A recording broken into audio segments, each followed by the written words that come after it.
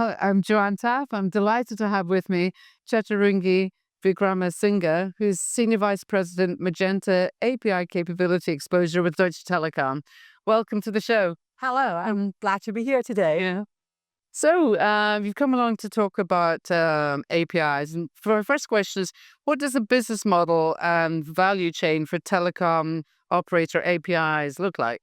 Yeah, let me answer that first of all from the business perspective. So the business model is going to be some kind of a hybrid business model. So we partner with aggregators, hyperscalers, and make our APIs available for the existing developer ecosystems where we secure and ensure the privacy and security control. And additionally, of course, maybe as you know, we have created Aduna with other carriers like AT&T, Orange, Vodafone, Telefonica, and also technology partner Ericsson in order to ensure that developers can easily access the network APIs and integrate with a one touch point into their digital services, and that makes developers drive their digital services and also allow them to create new use cases, for example, in the context of logistic improvements and also against for use cases. And on the other hand, we see an embedded license coming through, as we can see that network APIs are integrated into broader enterprise solutions, for example, in IoT platforms or cybersecurity offerings. So in that context, we are going on a licensing agreements level rather than per transaction fees. So saying that, I would like to jump into the next part of the question, which is the value chain. So the initiatives such as Network as a Code enables us to integrate our solution into the application. For example, real-time adjusting of video quality for streaming, but also as responses to the critical solutions. And we can also see that the system integrators are leveraging our APIs into verticalized solutions such as manufacturing, in the manufacturing context and also in the context of advanced logistics. Mm-hmm. I mean, this isn't the first time that operators have tried to try to monetize network APIs. Are you more hopeful this time? Are things moving faster than they might have done in the past? Or the fact that you've got Aduna, which has relationships with hyperscalers. Are you more hopeful that developers really will be able to sort of easily access and use these APIs and sort of help you monetize your networks? Well, what's different really? Yeah, the biggest difference is that we as carriers now get together, and this is some kind of also a challenge for the carriers now to collaborate with the partners of the ecosystems, because other than that, we won't be able to be successful in this business. And I will come also in this context to the second question of the business barriers and also technical barriers, because I believe at the end of the day, we only can be successful when we make it easy for our developers to access these APIs.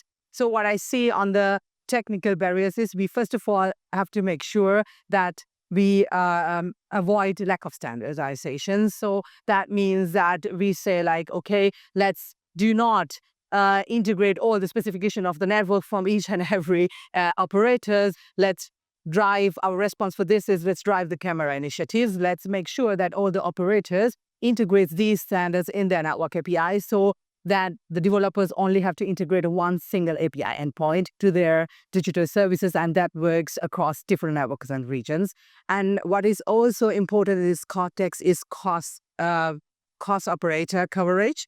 In case we need to deliver the APIs to the market, we have to make sure that it works regardless of the fact in which network I am, right? So this is where we come up with the joint roadmap with Camera and also joint activities with GSMA Open Gateway, where we align ourselves with the other operators and deliver the same APIs, and also make sure that we at least enable maximum coverage, market coverage for their customers and for each and every market. And now coming to the technical barriers, what I see is, as you address the question regarding the developers, we see a developer's skepticism. This is coming from the fact that they are used to get APIs from the hyperscalers. They used to get perfect onboarding processes and perfect documentation. And our response for this is that we say, okay, we deliver sandbox environments, we deliver them real-time network data, we deliver them sample of codes to accelerate the developer adoption.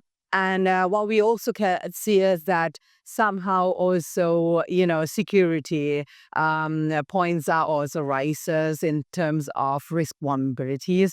And for this, we implement zero trust architectures and also dynamic access tokens. And also we collaborate with partners to deliver a trust security in this context.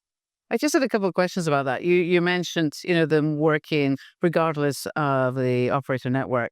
Looking at the Open Gateway and Aduna, actually looking at Aduna's members, it's very international. But does it all also have to work nationally? Because you've obviously got national operations, and maybe it's not such a problem in Germany. Thinking of the size of your competitors, but how are you addressing? How is the group addressing that sort of need for things to also work nationally and to have all the sort of national operators be part of it? That's interesting questions. This is where we come into the GSMA Open Gateway. So we have within the GSMA Open Gateway local champions, so-called. So for each and every market, we created these local champions with the operators, relevant operators for each and every market. For example, in German market, Vodafone, Telefonica, and DT is collaboratively working together to deliver the similar APIs, and collaboratively to also implement and develop it according to the camera standard. So that's how we are addressing that market, and market by market. We have this local champions core where we focus on the specific market and see what are the use cases and what are the relevant APIs, and then we push the implementation of those APIs. Okay.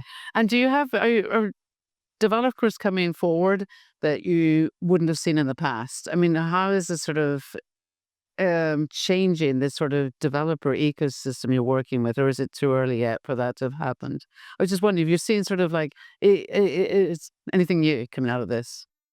I believe there are some works to do, to be honest, to get the developers on board, as they're, as I said, used to APIs from the hyperscalers.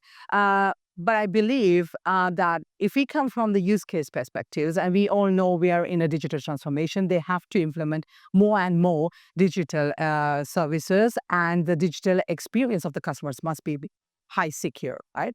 So the main thing is that we come from the use cases, addressing fraud prevention, addressing also, like hyper personalization in the marketing contents. There we can come into the discussion with the developers, tackle them in their digital services, and get them convinced to implement our APIs into their systems, as they have only to integrate one API point in their digital services, and everything else is done by the network itself, right? Yeah. The real time. So yeah, there is a way to go. You mentioned a couple of use cases there. Which ones are going to be the most important, do you think, for the next year to 18 months? Okay, if I look at the current transaction, I can see that we focus and we have high demands regarding the location and geofencing APIs, especially for the marketing use cases, but also for whole there's hyper-personalization and customer communications. And what we also see is that Fraunhofer in Germany is also leveraging these kind of APIs for the indoor navigation. And especially we see the AI-driven fraud prevention, where fintech application includes silent verification, SIM-based authentication for fraud prevention. And we can see the APIs like KYC, Know Your Customers, including several customer data like name, address, and also the age verification. These are really important APIs for the verification, especially for industry like e-gaming, public services, adult entertainment, voting, betting, and all this stuff. And this enables also this industry to reduce their losses, millions of losses per year because of the fraud use cases. And we can see also device status roaming APIs and number recycling is also getting more popular, where we can also include these kind of APIs in the use cases for fraud prevention.